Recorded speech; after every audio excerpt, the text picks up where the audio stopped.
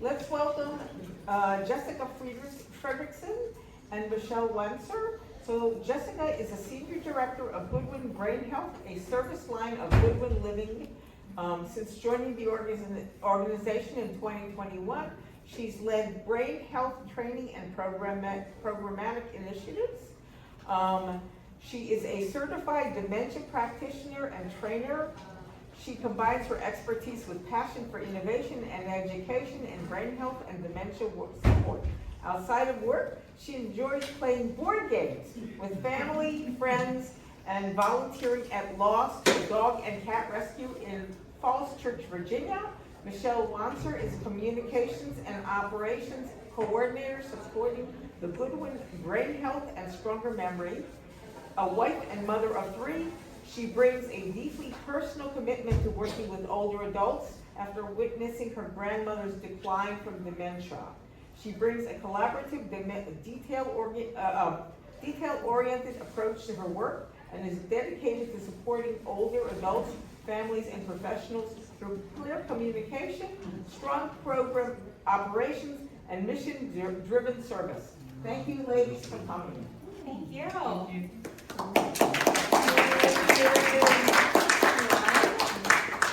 This is our first time here at Balticon. Yay! Super excited. Hopefully Welcome. we'll definitely be back next year. It's been great so far. And take games with you when you leave. Yes, absolutely. I'm Jessica, this is Michelle, and you heard a little bit about who we are. Goodwin Living is a nonprofit senior living and senior healthcare organization. We are with Goodwin Brain Health. We provide services to individuals, some of them free, to people all across the country, and you'll get to hear a little bit about that. I'm going to walk us through our agenda for today. We are really talking about reframing dementia as a form of neurodivergence. So first, we're going to define, for the purposes of this talk, what we mean when we say neurodivergence, why this is a useful framework for viewing dementia, go into a little bit of a case study and explain our StrongerMemory brain health program, and then how that kind of fits into this big picture of collaborating with networks to kind of transform the way we approach dementia and brain health. We'll wrap it all up and leave some room for questions and discussion. So to kind of define neurodiversity, there's lots of different ways to define this word, and different people, it might mean different things to different people. I really started viewing dementia as a form of neurodiversity when I was diagnosed in my late 20s with my own form of neurodivergence, ADHD. It was something I'd had my whole life, didn't know I had it until I found the right supports, but I did what I do with any new thing I want to learn more about, and I turned to books. And as I started reading and understanding more about neurodivergence in general and how it related to my ADHD, I couldn't help but draw parallels to how neurodivergence also can be applied to dementia. So for this talk today, we're defining neurodiversity as a natural variation of the human experience. Disability, rather, is an interaction between an individual's impairment and the failure of the environment to meet the individual's need. So we'll talk in a moment about how people often view dementia as something that is purely negative, and I want to preface this talk by saying I'm certainly not advocating that we don't treat the medical causes of dementia. Dementia is an umbrella term. It's a set of symptoms that are caused by different medical diseases. And we do want to find cures for those medical diseases. But when we're talking about the person living with dementia, the person living with brain change, we want to move towards this lens of neurodivergence. And one of the first books I read about neurodivergence in general was Divergent Mind by Janara Nuremberg. And she has a quote, a neurodiversity approach does not seek to mute those aspects of ourselves deemed less positive, unhelpful, or less productive. Instead, as we've seen, the neurodiversity framework rests upon reframing the experience of humanity, particularly our notions of disorder.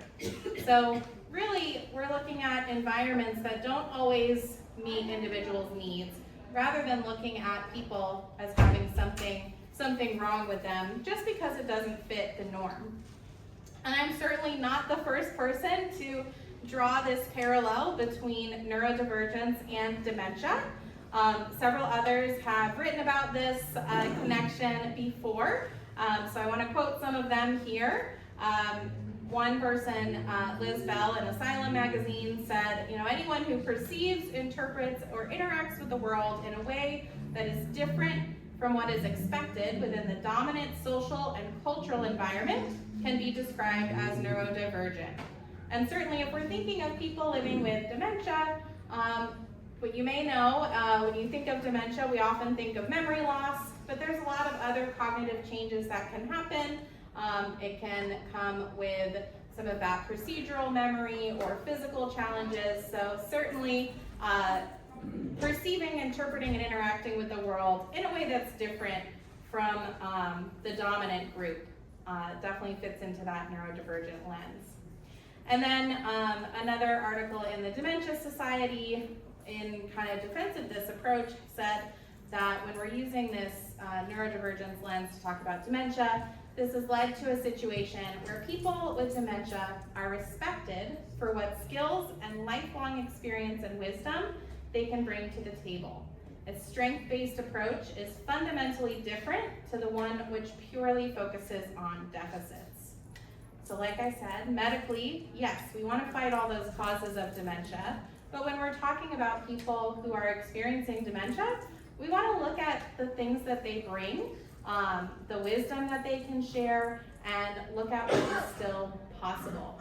I love building relationships with people living with dementia because they are often very in the moment, and it really challenges me to be more present and in the moment. So how can we look at those things? I also think it's really important to make sure anytime we're talking about people living with dementia, we're not just talking about them, we're also bringing their voices in. And so the dementia community is working to advocate for this perspective, and we need to listen. Some great disability rights groups that have formed by people with dementia for people living with dementia are the Dementia Action Alliance, Reimagining Dementia, and Dementia Alliance International. There are many others as well, but these are a few. And what they all have in common is this idea that they want to be a part of the solutions. They want to still have meaningful lives, and they can.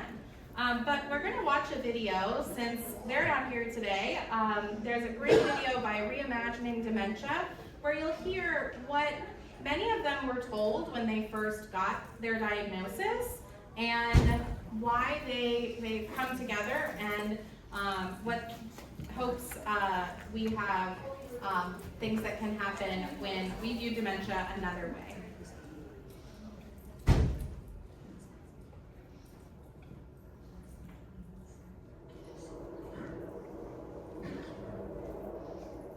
When the doctor told me I had Alzheimer's, it felt like the wind had been knocked out of me. Although my neurologist showed genuine compassion when I was told of my diagnosis, I was given a prescription and told to come back in 6 months, nothing more. 8 physicians and 18 months until I was finally diagnosed by my current neurologist. Without compassion, my doctor just handed me a 12-page report. He said, get your affairs in order. No support, just fear. When I received my diagnosis, I felt abandoned. There is a widespread misperception that nothing can be done for individuals when diagnosed with dementia. In fact, a more positive experience can be achieved when given a diagnosis. Empower, enable, and encourage. It was devastating to hear the neurologist tell me, you do know your brain is going to hell. in a handbasket, right? The words and attitude were disabling. He gave no hope. I asked for peer groups, but I was told they don't do that. Neuroscience is essential for a timely, accurate diagnosis, but words and attitude can either disable or enable living life after diagnosis. When my mom was diagnosed with cancer, we had all kinds of support and information and literature. People encouraged and helped us to be living a very beneficial life. When I was diagnosed with FTD and early onset Alzheimer's, I was getting nothing. Therefore, I had no encouragement. I wish a doctor had helped me as much as the doctors helped my mother when she was diagnosed with cancer. When the doctor gave me my diagnosis, I was told absolutely nothing. I left the office feeling very fearful and very unhopeful as to what the future was going to bring to me. I had to start doing research and looking up literature, reading books, talking to people to get an idea of what the future was going to hold for me. My current neurologist was sensitive and engaging as he gave me my diagnosis. He explained my diagnosis and told me that he would see me in 1 month. I left with optimism because I finally understood what was taking place in my brain. I was ready to move forward and face the challenge.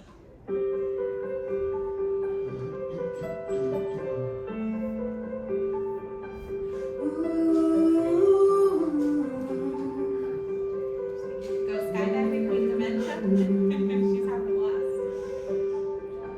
We're living beyond dementia, connecting our lives to help us survive. So we live our time to the fullest we can. We're living our lives with purpose, engaging our days to find better ways and bring this life to the fullest we can. We're working to shift the stigma from challenge to change, how people exchange, so we live our life to the fullest we can.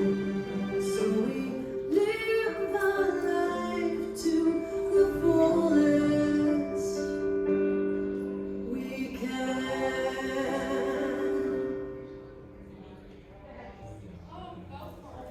So I really love that video because it's one thing for me to talk at you, but I think it gives a clearer picture to hear directly from one of these advocacy groups and people living with dementia about their experiences and the way that they want to be looked at. And you can find more out about any of those groups, including the Dementia Action Alliance, on their websites. So what does looking at dementia from this framework allow us to do? One thing is that it really helps us remember learning is possible. So when we view dementia as a form of neurodivergence rather than a deficit, it allows us to focus on those strengths and positives, see what abilities are still there, and that there is still an ability to learn. It might look different or take a bit longer. We might need to adjust the typical approach or environment, but we can still have really positive health outcomes with brain healthy exercises. We still can build relationships and connections. And like they said in the video, we can seek to find ways to enable and empower rather than ways that feel disempowering or statements that make people feel like they are not in control of their quality of life. One program that is a dementia-friendly program that uses this lens is our program StrongerMemory, which we're going to talk about. I'm going to hand it over to Michelle to introduce StrongerMemory. So it all started with a mom and her son. in 2011, sorry. You take it out, yeah. Okay. So in 2011, Wendy started experiencing forgetfulness. She started repeating herself, losing math skills, getting lost in familiar places. Wendy actually shared an example of, and it's very powerful. She was out with friends at a restaurant.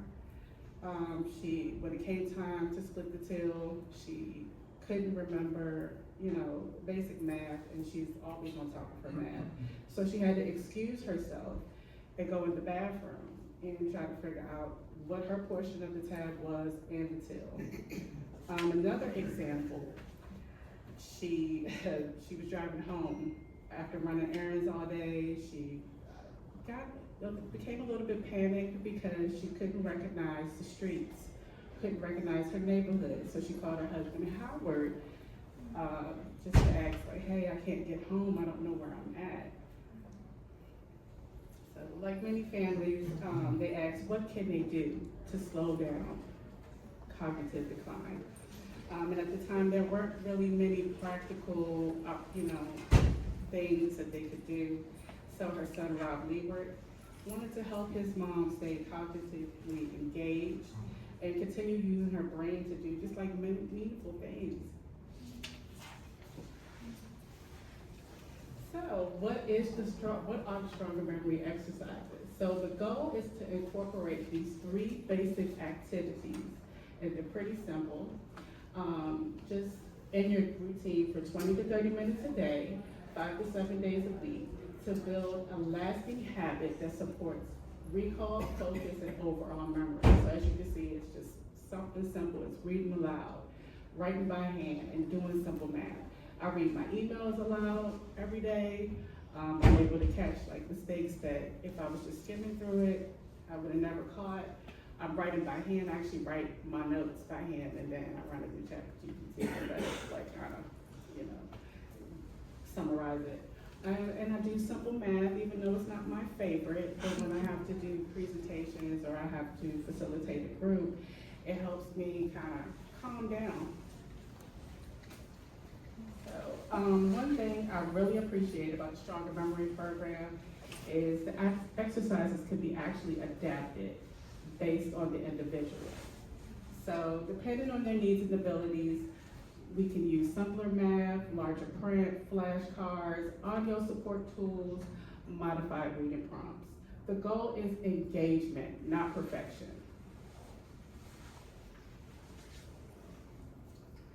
Okay, so as you can see right here, it's an example of one of our writing prompts. And it says, if you could travel anywhere in the world, where would you go and who would you bring with you? So again, here, the goal is not perfect grammar or spelling. It's encouraging memory retrieval, creativity, communication, as well as engagement. And it's good conversation starters with groups. Okay, and here is my favorite, the math problems. And the purpose here is to do the math problems quickly, not to get the correct answer, just to try to get through them as fast as possible. And they may look basic, but that's intentional. The focus is speed, repetition, and activating your brain. And as you can see at the bottom, we have a little quote at the bottom of each math page. It's fun, it's motivational, and it's encouraging, and it can be read aloud.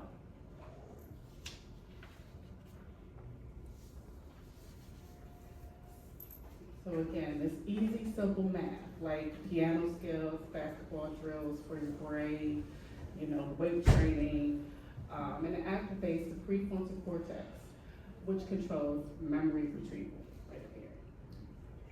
And so honestly, like I said, I do the exercises too, and as I've gotten older, and experience life stressors, which can, deter the brain function as well. I've noticed moments where my focus and cognitive clarity weren't always on point. So doing these exercises has helped me become more intentional, productive, and mentally engaged. So here's my favorite person, Wendy. Let's hear how she's doing now.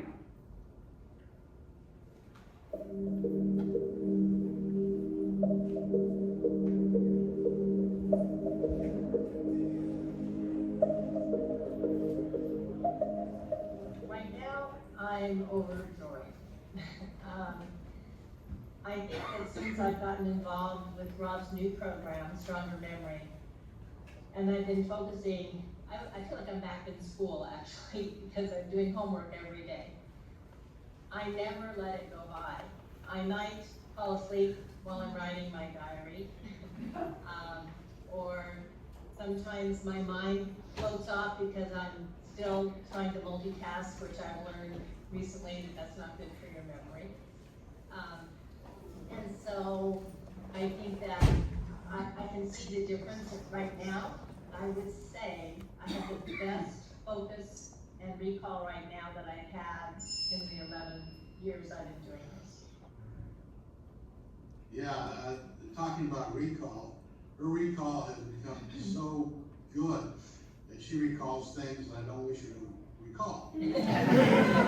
Seriously, she has an amazing recall that has improved significantly. I mean, this is much better than it was even before the 11 years ago when she started this. She's amazing.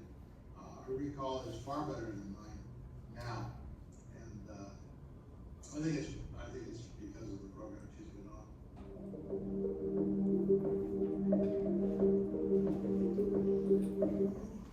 So Wendy is she's actually in one of the groups I facilitate, and she is the most pleasant person. She's always on it. She always suggests different topics for our group to cover each week.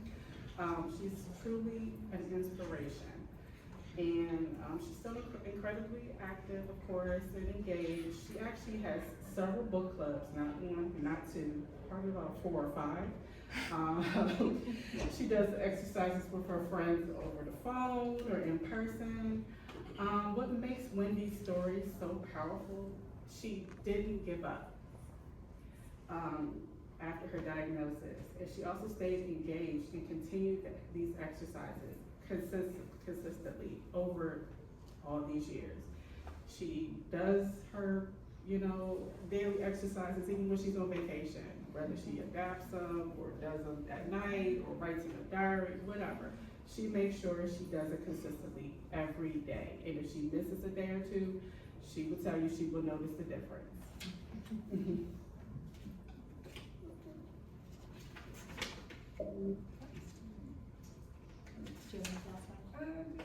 So this program is not only about cognitive exercises, it's also about community, encouragement, purpose, and staying engaged with others.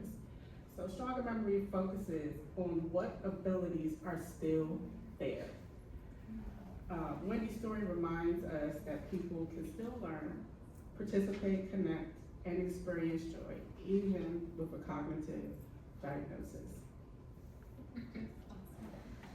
So Wendy's story is really powerful, and we have countless others like hers that really give us confidence in what we're doing, but we've also done research. So we're in the science track here, so I'm glad to tell you about the research.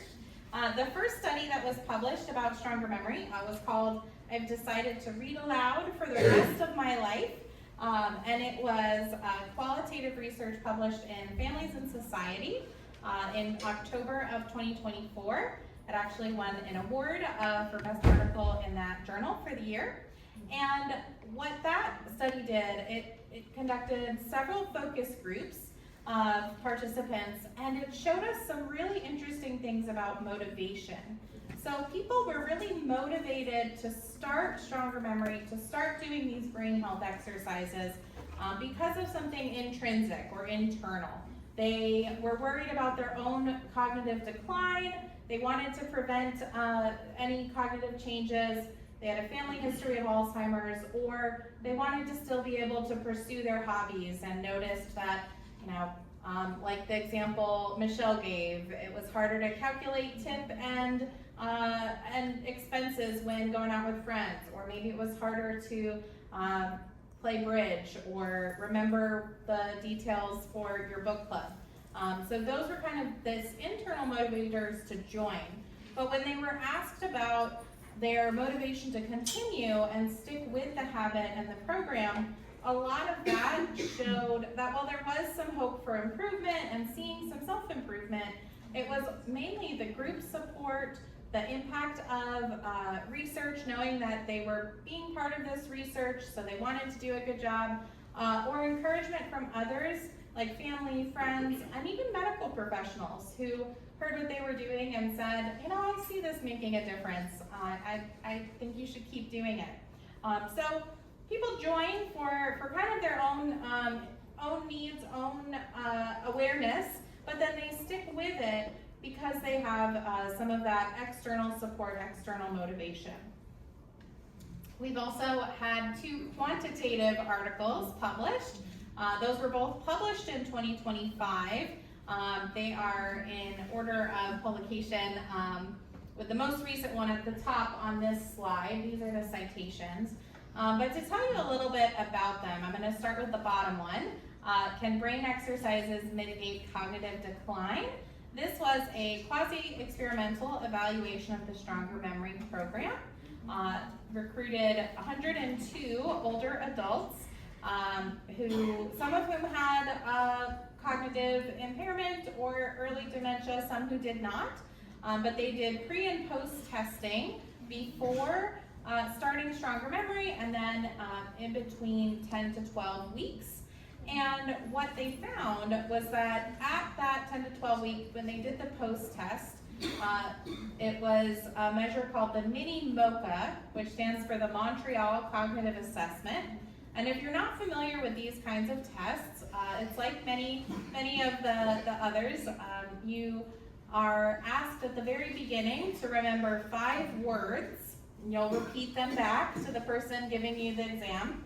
And then after you've repeated those once or twice, you'll move on with the rest of the test, which involves some verbal fluency, asking, how many words can you name that start with a certain letter of the alphabet, and you have a minute to come up with as many as you can. It asks some questions about orientation. Do you know what the date is, what day of the week, the year, where are you right now, what city? And then at the very end, it asks again, do you remember those 5 words I told you at the beginning? And what we found was that people were having statistically significant improvements from pre-test to post-test after doing StrongerMemory, but especially in that recall section. So especially with remembering what those 5 words were from the beginning of the test. That was where we were seeing the most improvement. And that matched what we thought we were doing, because we're really targeting the prefrontal cortex, the area of your brain right behind your forehead, which helps with our working memory and recall. So great for things like remembering, why did I walk into this room? What was that person's name again? Honestly, a lot of the things that my brain struggles with ADHD are also helped by the exercises in StrongerMemory. So that was really exciting to see. We then had a postdoctoral researcher, Dr. Kang, conduct a follow-up study where he experimented with the social component. So he led StrongerMemory research in Korean and English. So he did a control group who were just doing StrongerMemory on their own independently. And then he had some individuals who were doing StrongerMemory and coming to a weekly social group where they learned a little bit about brain health and encouraged each other. He found that across both groups there was improvement, but that the group that also had social engagement had an even higher, an even greater impact on those post-assessment scores. So that was really exciting to see. We know that when people are social, it improves our brain health, not just the exercises themselves, but it was nice to see that even if someone's doing them on their own, they are still improving. That was also really exciting since we had research done with some groups run in English, some groups run in Korean. Both showed improvement, which suggests that you can do this in different languages and still see the same results. With StrongerMemory, we have worked through the Goodwin Living Foundation to really share this program for free all across the country. We've reached about 75,000 individuals in 50 US states, in Canada and the Caribbean, primarily Trinidad and Tobago, but 25 countries total. And I'm gonna, got more slides to relate this all back to our topic at the beginning of dementia as neurodivergent. So I'll explain more how this is a neurodivergent friendly intervention in a moment. But I want to share one last video from our partners at Resilient Health Communities. They were so inspired by this that they started their own nonprofit to bring brain health and awareness to individuals actually here in Maryland as well as Trinidad and Tobago. So this is a testimonial from Dr. Ursula Roberts-Allen on how this brain health program and the work with RHC has impacted her.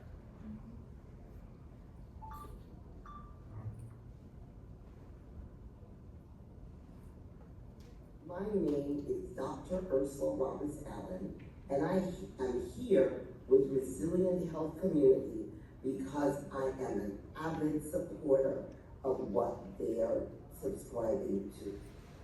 I had a first-hand experience of watching my mother, whose cognitive decline had left her speaking only one syllable in response to whatever you asked her. Her handwriting had deteriorated to where you could not read it.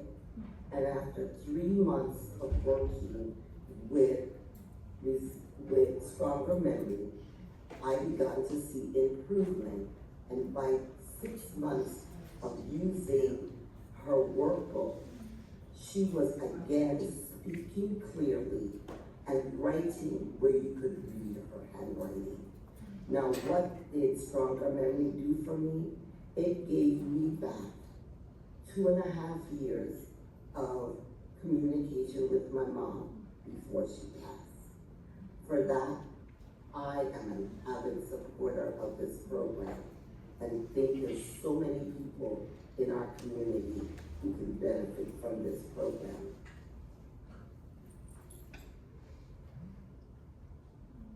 So, to circle back to where we started with today's talk, looking at StrongerMemory and the promise of a stronger memory through this neurodivergent lens, we want to look at dementia as not just a clinical decline, it's really a shift in cognitive processing.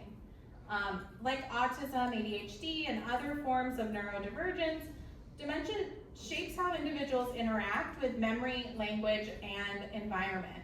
It doesn't mean, though, that there's no longer interaction with those things. So when we honor dementia as a form of neurodivergence, we move from trying to fix things and fix the memory issue to supporting and move from stigma to inclusion. So giving people hope and meeting them where they are to try and empower them to still engage in all the things that they love.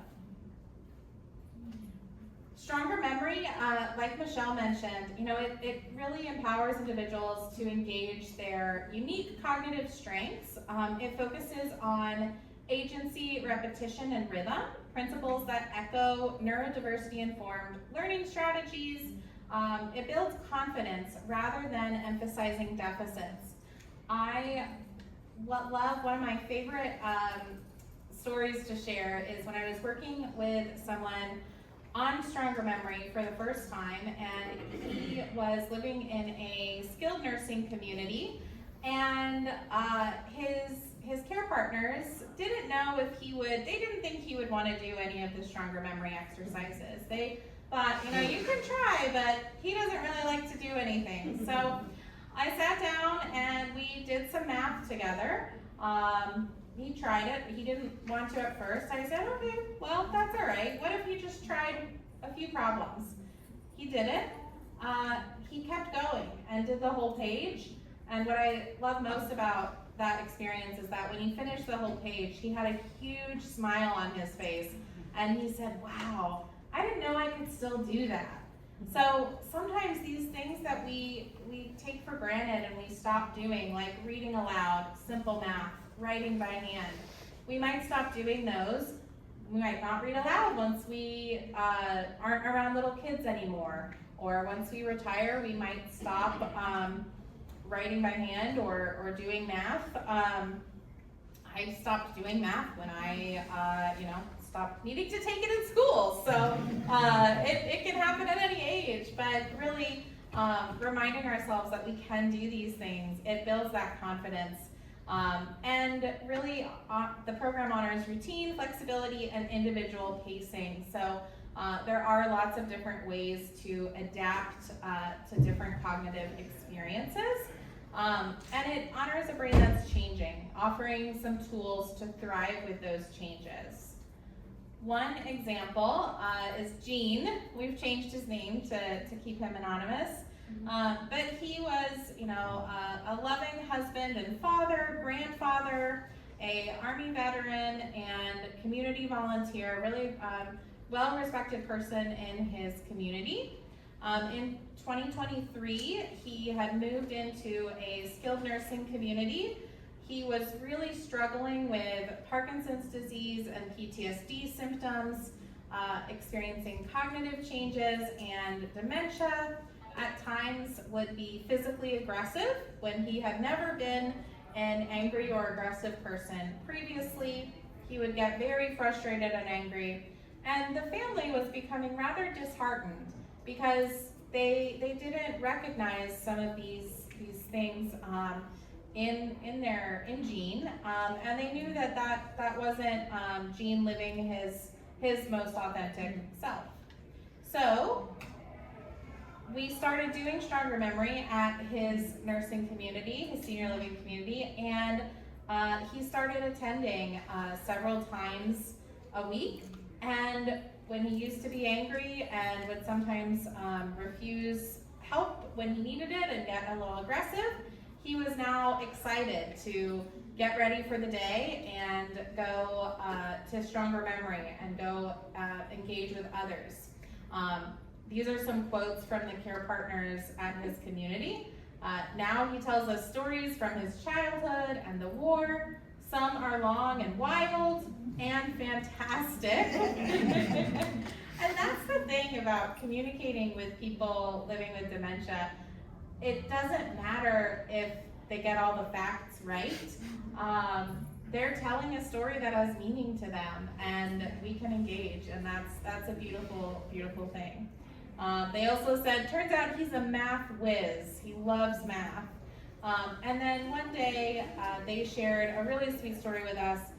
His daughter was visiting, and he didn't always remember who his family was when they came, but he actually remembered his daughter and called her by name, which brought tears of joy to her eyes. So, we don't have as magical of a kind of awakening as that every time, but just share that story to show that StrongerMemory really is something that works and can have these real benefits, but also taking it back to that bigger picture, looking at people living with dementia, looking at dementia not as something that means we have to write someone off, but looking at it as just a different way of perceiving the world and a different way of communicating really allows us to make those changes to the environment, make changes to our approach so that we can still connect and engage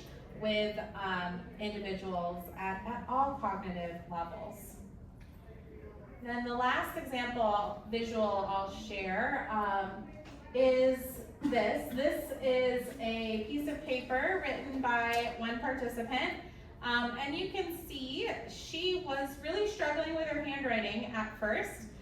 This woman actually wasn't able to write at first, but the life enrichment director at her senior living community had her write hand over hand. So, hey, you put your hand on top of mine, I'm gonna write, and you'll feel what that's like. Then after a while, she was able to write like this, and you can see it's short sentences. And one day, her life enrichment director walked into her room and saw this whole sheet of paper with writing on it. You can see the sentences are longer. It's all on that line, a lot more legible. And she said, Mrs. M, did you write that? And she said, yes, I did, with, of course, a big smile on her face. So it's okay to start slow and build up to those 10 minutes a day of each exercise. But it's also just a great reminder that when we don't assume people can't do things anymore, when we give a chance to be open and to really learn new things, we learn new things, and people living with dementia can learn new things together, we can really see some incredible results. So hopefully we've empowered you and encouraged you to join us on leading a culture shift, moving from pity to empowerment, isolation to connection, deficit-focused care to neurodiversity-informed support, and from hopelessness to hope and proactive engagement. So together we can reimagine brain health, one memory, one voice, and one perspective at a time. Wanted to leave some time for questions, but I will put up our slide that has our website, our email address, our socials, and you can also see we have the StrongerMemory workbook available to download for free online in all of those languages. Do I see, is your hand up in the back? Yes. Yeah, there's an online question. Thank you for sharing this information. I'm watching from Washington State and I'm interested in getting a family member involved in StrongerMemory. I'm wondering what possible participation from Washington State might look like. Is there an option for virtual social groups / participation? Or, well, you mentioned workbooks. They asked, are there workbooks? And it looks like there's a downloadable workbook. Yes, absolutely. There's a downloadable workbook. You can go to our website. We also, if you are here in person, we have some samples of the workbook and some sheets you can take with a QR code. You can also, if you want your own printed copy, if it's hard for you to print out at home, or some people just write in a notebook, you can purchase that at cost. We're a nonprofit. We don't make any money off of it. But you can also download the whole thing for free, print it yourself.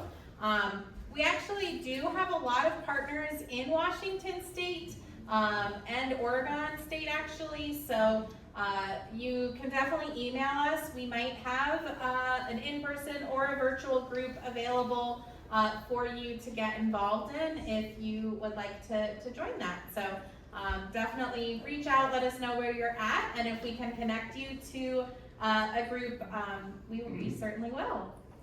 What other questions? Yes? Is it the act of writing with your hand or the act of responding to a question or a prompt and composing the sentences yourself? Like, I've been taking notes by hand to this session. So which one? That's a great question. It's the act of physically writing by hand. So it doesn't matter if you're answering one of the prompts, if you're journaling about your day, taking notes in this session, it's that writing by hand. And writing versus typing does different things in the brain. So it's that physical writing by hand. Great question. Yes? Do you have any knowledge of whether this helps with memory loss due to other factors? For example, my husband has it due to lung disease. Okay, that's a great question. We don't have any formal research done on specific other diseases. I do know we have had several participants, and some of the participants in the study are actually experiencing memory loss due to traumatic brain injury, and that has certainly helped them. I don't think we've had anyone share that they've had brain challenges due to Lyme disease and done the program. I had really bad brain fog after the first time I got COVID, and StrongerMemory definitely helped me recover from that faster. So I think if it is that kind of working memory and recall that's being challenged, it could help. The other thing we love about StrongerMemory is it's not a medication with any side effects, so you can always give it a try and see. In the back, do we have another online question? Somebody else. My mom is 86 and a 2-time breast cancer survivor. For about 2 years, she blamed her memory issues on chemo brain, but it continues to get worse. Last year, she was diagnosed with LATE, L-A-T-E.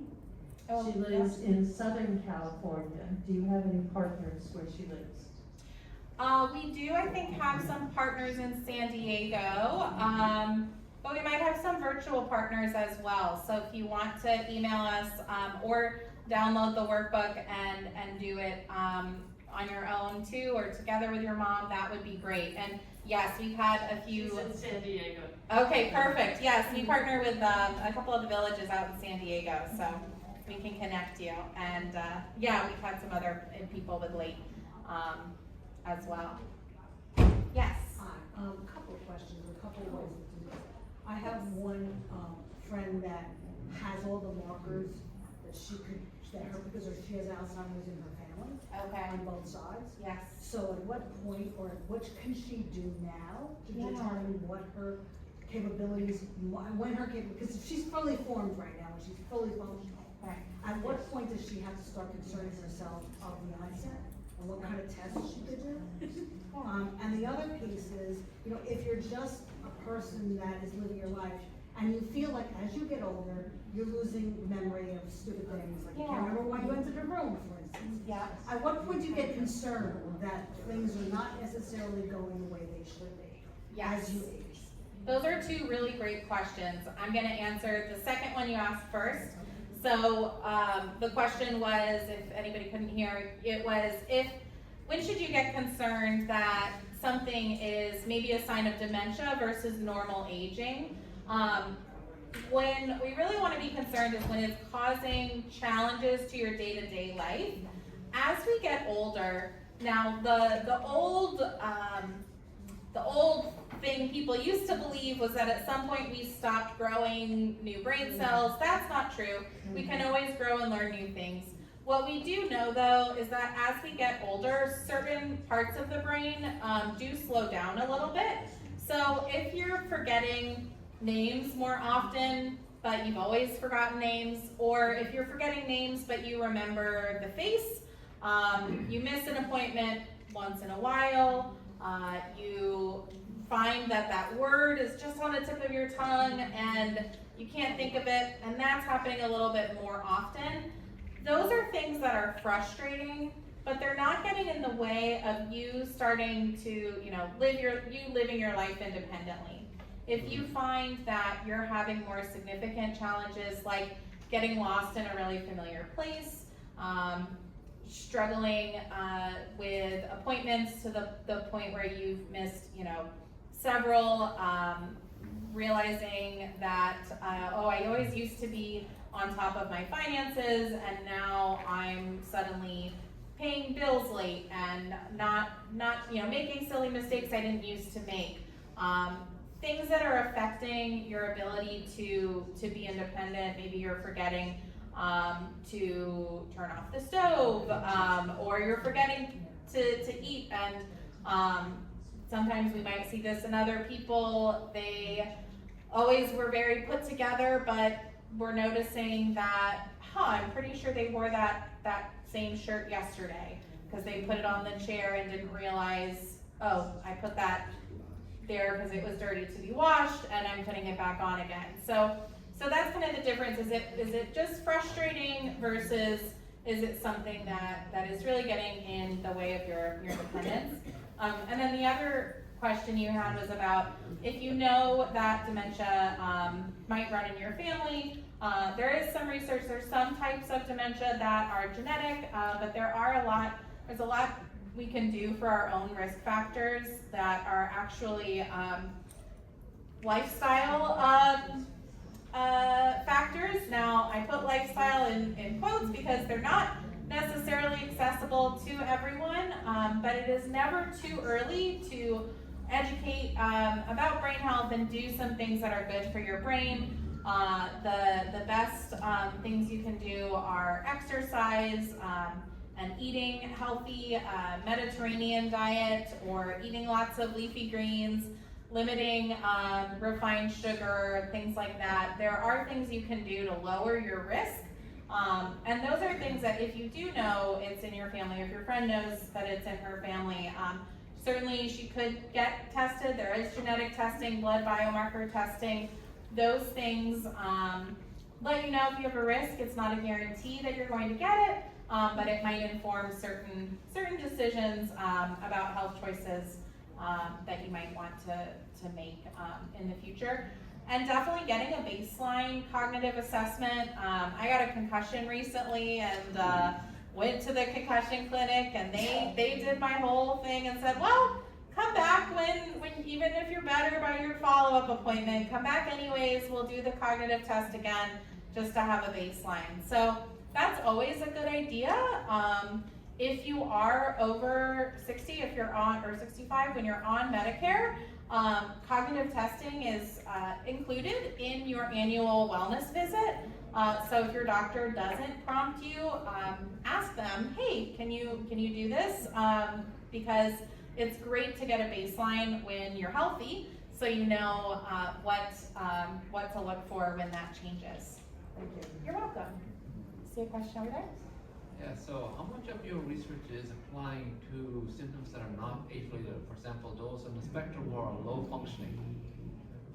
Yeah, so our research so far has been primarily with older adults and dementia. I will say we have had a person in the past reach out about doing this with someone who's maybe on the autism spectrum, but we don't have official research on that. Is that what you were asking? Well, like for example, it's like those who have attention deficit disorder or ADHD. Right. Do you see this having any potential in alleviating their symptoms?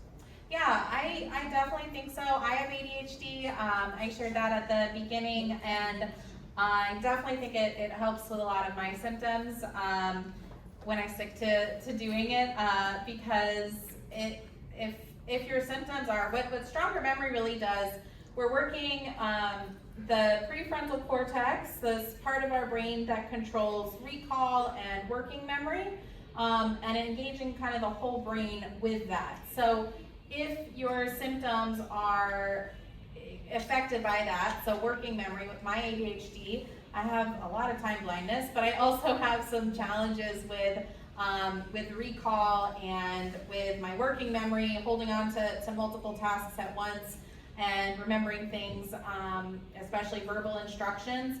And so, for example, when I do a presentation, if it's one I'm really nervous about, I'll do some of the math right before. It definitely helps me feel more focused. So I think that's an area we can definitely do more research in, but we don't have that research yet. Yeah. Yes. You mentioned brain fog earlier, and not only am I neurodivergent because of having dyslexia, but I also have really bad brain fog from a couple of chronic health conditions. Yeah. And I was curious if you could explain more about how this could potentially benefit somebody in a similar situation.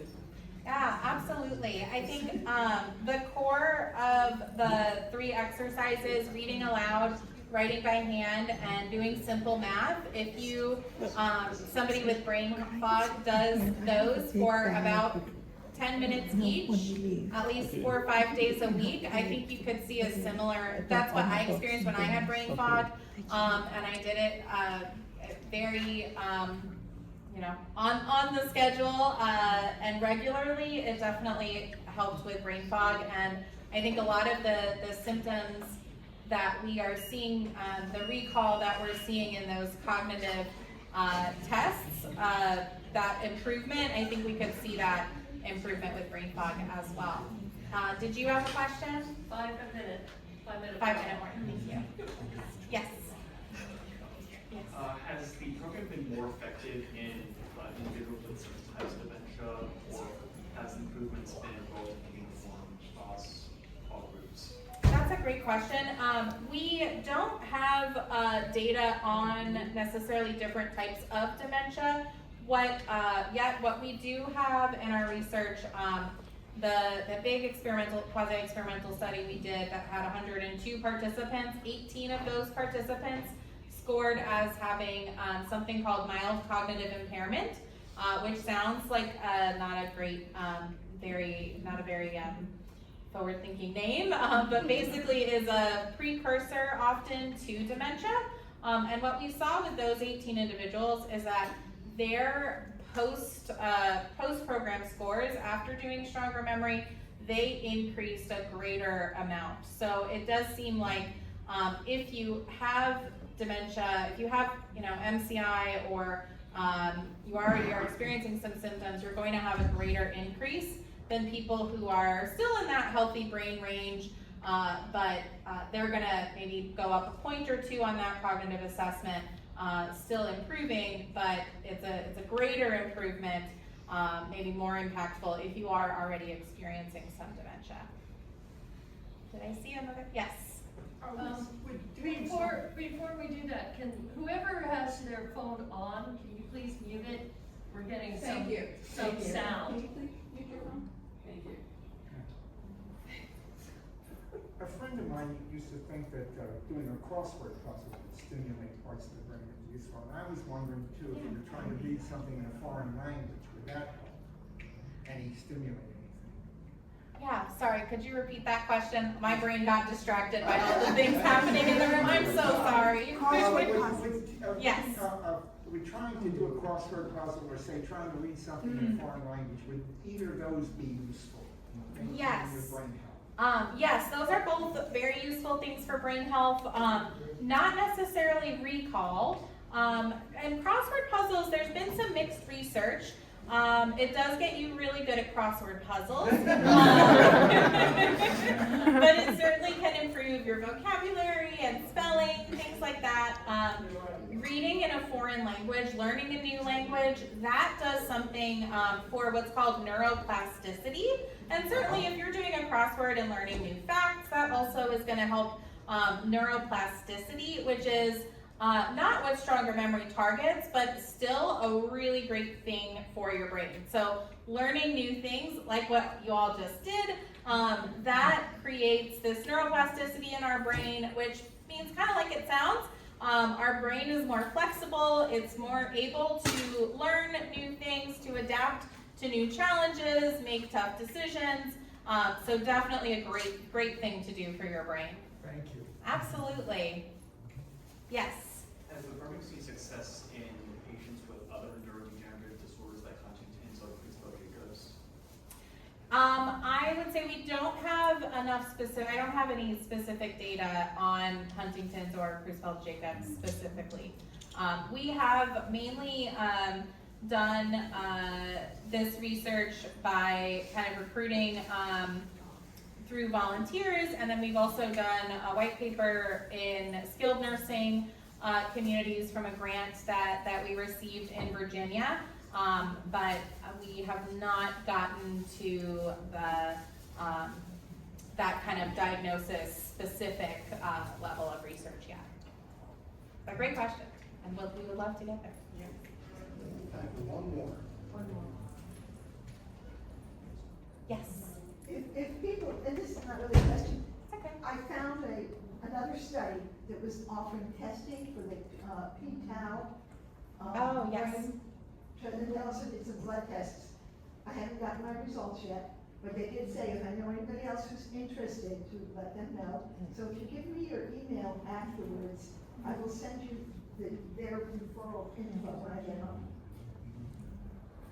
There you go. No, that's great. There's a lot of, yeah, there's a lot of new research out there and new testing you can do to find out information. Thank you.